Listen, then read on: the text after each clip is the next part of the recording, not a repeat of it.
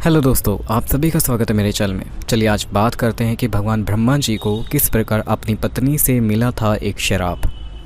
भगवान तो सर्वशक्तिमान होते हैं जिनके आगे किसी की नहीं चलती, लेकिन कई बार ऐसे मौके भी आए जब भगवान को भी झुकने के लिए मजबूर होना पड़ा।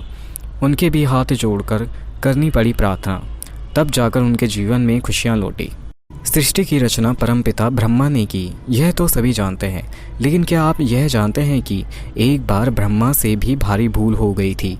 एक ऐसी भूल जिससे उनकी पत्नी ना सिर्फ उनसे रूठ गई बल्कि हमेशा हमेशा के लिए उनका साथ भी छोड़ गई। यही नहीं, पत्नी के गुस्से का ही यह परिणाम था कि आज सृष्टि की रचना करने वाले की पूजा सिर्फ पुष्कर में होती है।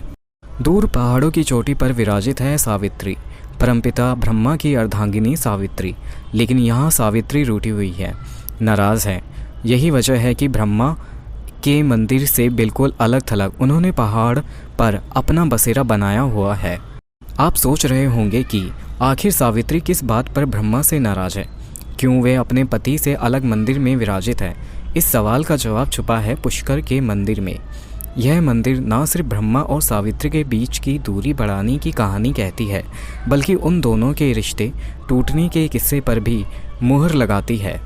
दरअसल परमपिता ब्रह्मा और सावित्री के बीच दूरियां उस वक्त बढ़ी जब ब्रह्मा ने सृष्टि की रचना करने के लिए पुष्कर में यज्ञ का आयोजन किया। इस यज्ञ में पत्नी का बैठना ज़रूरी था, लेकिन सावित्री को पहुँचने में देरी हो गई। पूजा का शुभ मुहूर्त बीतता जा रहा था। सभी देवी देवता एक एक करके यज्ञ स्थली पर पहुंचते गए, लेकिन सावित्री का कोई अता पता नहीं था। कहते हैं कि जब शुभ मुहूर्त निकलने लगा तब कोई उपाय ना देखकर ब्रह्मा ने नंदिनी गाय के मुख से गायत्री को प्रकट किया और उनसे विवाह कर अपना यज्ञ पूरा किया। उधर सावित्री जब यज्ञ स्थली पहुंची तो वहां ब्रह्मा के बगल में गायत्री को बैठे देख क्रोधित हो गई और उन्होंने ब्रह्मा को श्राप दे दिया। सावित्री का गुस्सा इतने में ही शांत नहीं हुआ। उन्होंने विवाह कराने वाले ब्राह्मण को श्राप दिया कि चाहे जितना भी दान मिले ब्राह्मण कभी संतुष्ट नहीं होंगे। गाय को कलयुग में गंदगी खाने और नारद को आजीवन कुंवारा रहने का श्राप दिया। अग्निदेव भी सावित्री के कोप से बच नहीं पाए, उन्हें भी कलयुग में अपमानित होने का श्राप मिला। क्रोध शांत होने के बाद सावित्री पुष्कर के पास मौजूद पहाड़ियों पर जाकर तपस्या में लीन हो गई और फिर वहीं की होकर रह गई।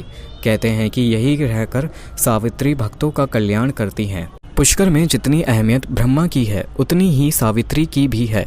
सावित्री को सौभाग्य की देवी माना जाता है। यह मान्यता है कि यहाँ पूजा करने से सुहाग की लंबी उम्र होती है। यही वजह है कि महिलाएं यहाँ आकर प्रसाद के तौर पर मेहंदी, बिंदी और चूड़ियाँ चढ़ाती हैं और सावित्री से पति की लंबी उम्र मांगती हैं। आशा करता हूँ कि आप सभी को ये वीडियो पसंद आई होगी। अगर हमारी वीडियो पसंद आई तो हमारे चैनल को सब्सक्राइब कीजिएगा और वीडियो को लाइक कीजिएगा। धन्यवाद।